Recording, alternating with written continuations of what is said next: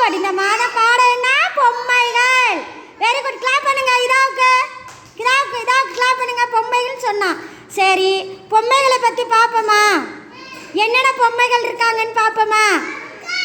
இங்கே எவ்வளோ பொம்மை இருக்கு?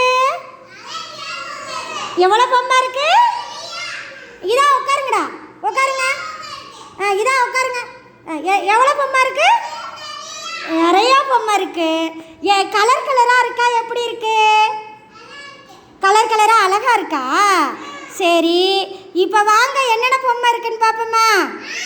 இப்போ யார் எந்திரிக்கிறது? கலர் பொம்மை சொல்ல. இதாவா? இதா எந்திரிங்க. என்னென்ன பொம்மை? யாரு? அச்சி எந்திரிங்க.